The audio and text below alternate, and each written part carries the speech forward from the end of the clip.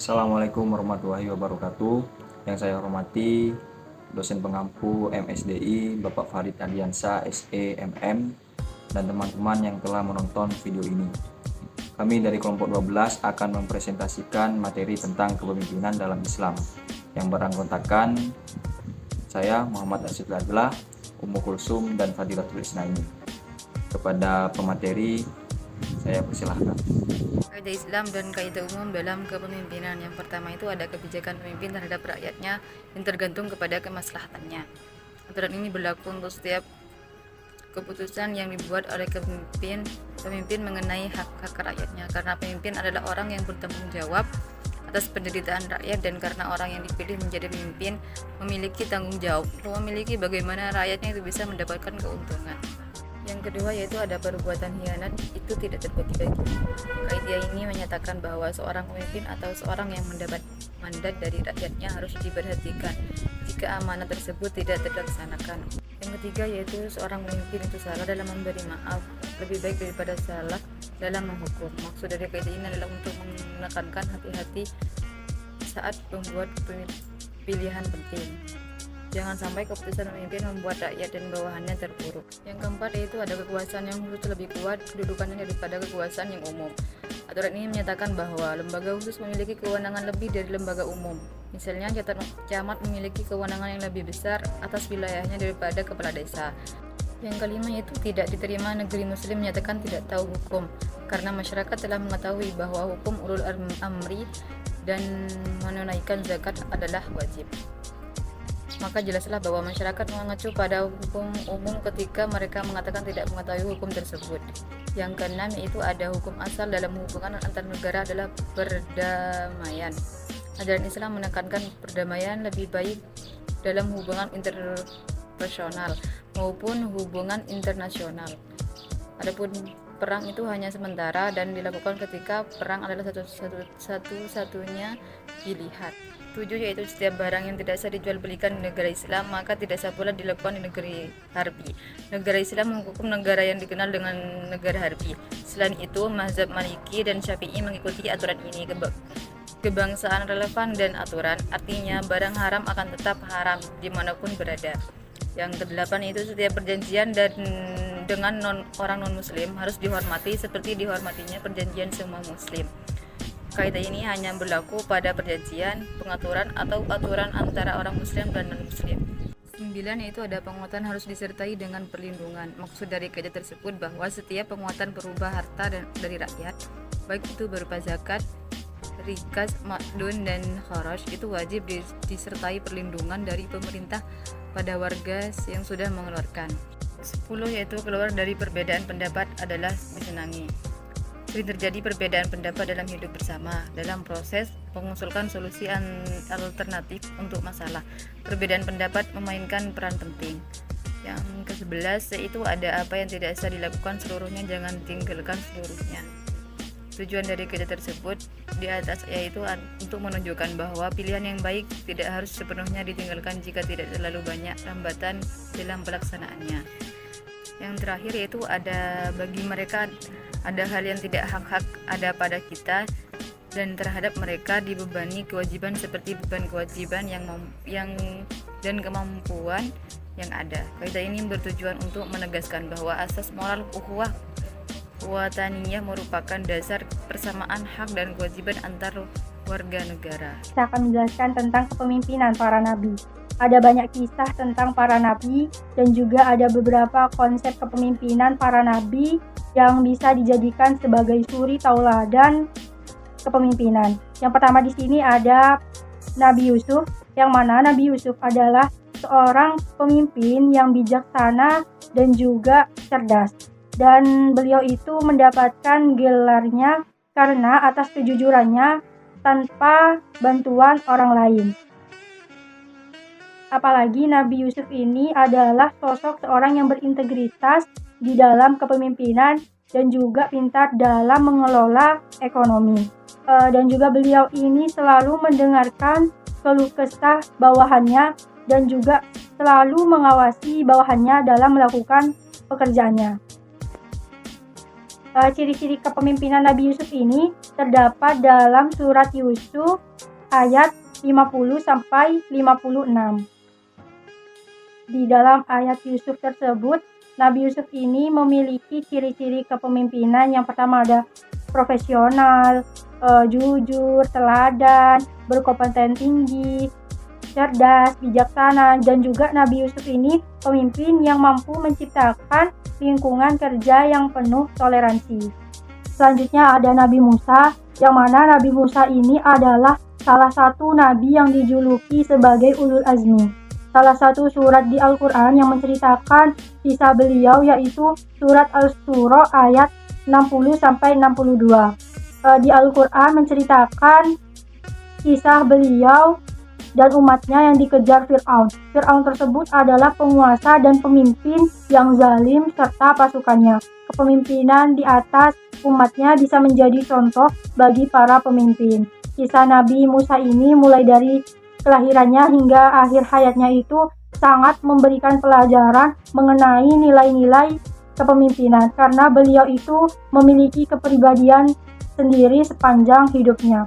Ciri-ciri kepemimpinan dalam Al-Quran adalah yang pertama ada keteguhan, kedua optimisme, yang ketiga kuat fisik, yang keempat kuat fisik dan mental, memiliki kesabaran hati, kecerdasan yang luas, kepedulian sosial, kemampuan komunikasi, intelektual, dan spiritual.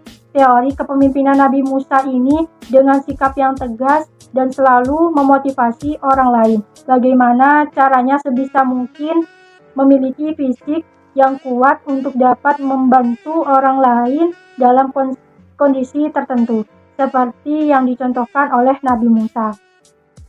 Yang terakhir di sini ada Nabi Muhammad SAW. Nabi Muhammad SAW ini merupakan pemimpin yang hebat selamanya, karena melalui kepemimpinannya dapat tercipta masyarakat yang makmur.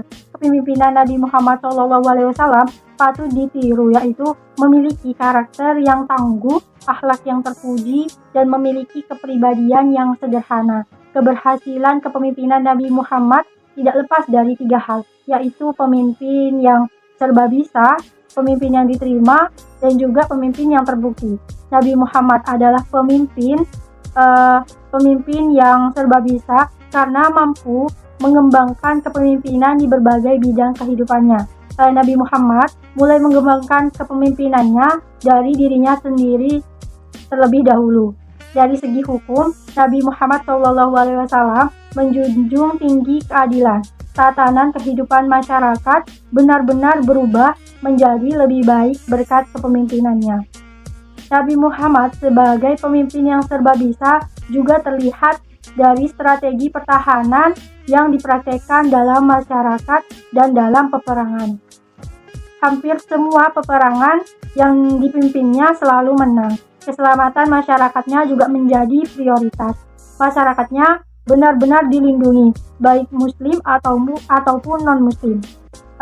Nabi Muhammad adalah pemimpin yang diterima, seorang pemimpin yang diterima dan diakui oleh seluruh masyarakat. Bahkan kepemimpinannya masih diterima sampai sekarang. Mungkin itu saja yang bisa saya paparkan. Selanjutnya saya kembalikan kepada moderator.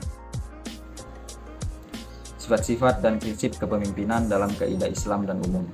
Minardi menyatakan bahwa sifat-sifat yang harus dimiliki oleh pemimpin secara umum adalah sebagai berikut. Yang pertama yaitu inteligensi. Tingkat inteligensi individu memberikan petunjuk tentang kemungkinan-kemungkinan baginya untuk berhasil sebagai pemimpin. Kedua, yakni inisiatif. Kemampuan inisiatif yang perlu dimiliki oleh pemimpin adalah kemampuan untuk bertindak sendiri dan mengatur tindakan-tindakan, dan kemampuan untuk melihat arah tindakan yang tidak terlihat oleh pihak lain. Yang ketiga adalah energi atau rangsangan. Seorang yang mempunyai energi banyak, kuat, dan sehat dianggap dapat menjadi pemimpin karena ia akan lebih bersemangat dan berkemampuan dalam mencapai tujuan yang telah ditetapkan. Keempat adalah kedewasaan emosional. Sifat kedewasaan yang dimiliki oleh seseorang berupa dapat diandalkan atau dependability, persistensi, dan objektivitas merupakan sifat yang layak dimiliki oleh calon pemimpin. Ia bersedia untuk bekerja lama dan menyebarluaskan sikap antusiasme di antara para pengikutnya. Ia juga mengetahui apa yang ingin dicapainya hari ini, tahun depan, atau 5 tahun yang akan datang. Yang kelima yakni persuasif. Sifat pandai yang melakukan persuasif ini diperlukan bagi pemimpin dalam rangka mendapatkan persetujuan dengan anggota yang dipimpinnya. Keenam, skill komunikatif. Seorang yang mempunyai kepandaian dan kecakapan dalam berbicara dan menulis dengan tegas dan jelas dipandang mampu untuk mengemukakan pendapat, ide, dan gagasan kepada orang lain.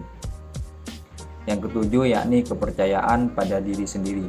Sifat ini dapat dinyatakan sebagai suatu kepercayaan dalam kepemimpinannya. Pemimpin yang cukup matang dan tidak memiliki sifat antisosial dipandang mampu menghadapi segala tantangan karena sikap percaya diri yang dimilikinya. Secara umum, karakteristik menurut perspektif pendidikan Islam adalah sama dengan karakteristik yang dituntut dalam pendidikan pada umumnya. Sebagaimana yang telah diuraikan terdahulu, maksudnya pendidikan Islam tidak menolak semua sifat atau karakteristik yang telah ditawarkan oleh para ahli pendidikan tersebut. Karena apa yang ditawarkan tersebut semuanya sesuai dengan pendidikan Islam. Meskipun begitu, dalam pendidikan Islam ada hal-hal yang sangat ditekankan mengenai karakteristik yang harus dimiliki oleh pemimpin pendidikan Islam. Karakteristik yang harus dimiliki oleh kepemimpinan pendidikan Islam juga lebih kepada sebagaimana karakteristik yang dicerminkan oleh Nabi Muhammad SAW. Beliau selalu memperlakukan orang dengan adil dan jujur.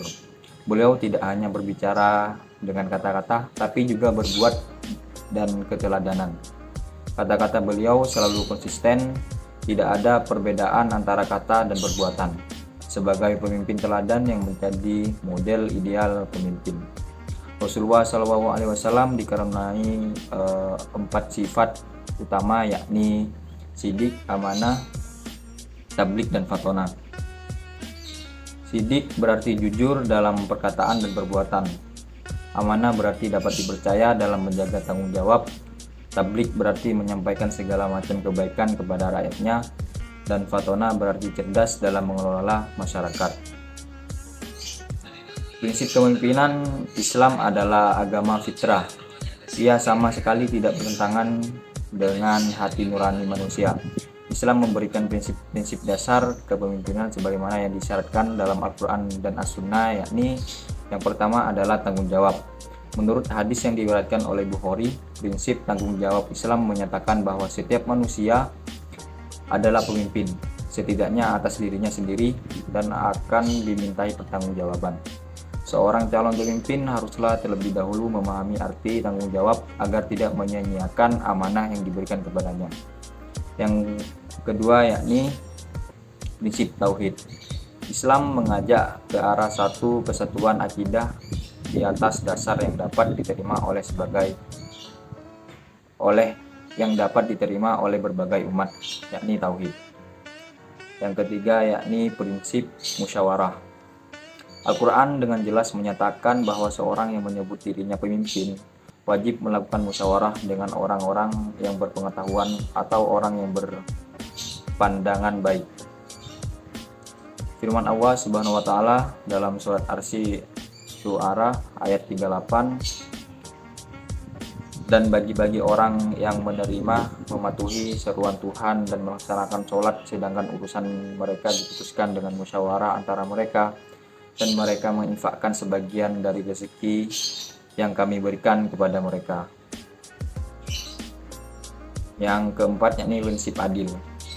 Keadilan menjadi suatu keniscayaan dalam organisasi maupun masyarakat dan kepemimpinan. Sudah sepatutnya pemimpin mampu memperlakukan semua orang secara adil, tidak berat sepihak dan tidak memihak, seperti firman Allah dalam surat Al-Maidah ayat 8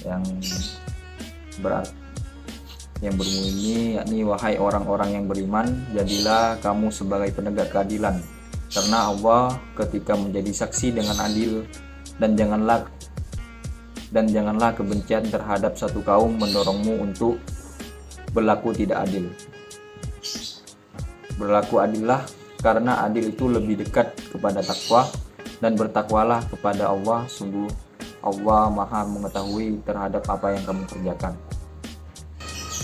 Saya kira itu presentasi dari kami.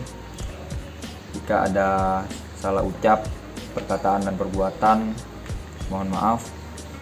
Wabillahi taufiq wal hidayah. Wassalamualaikum warahmatullahi wabarakatuh.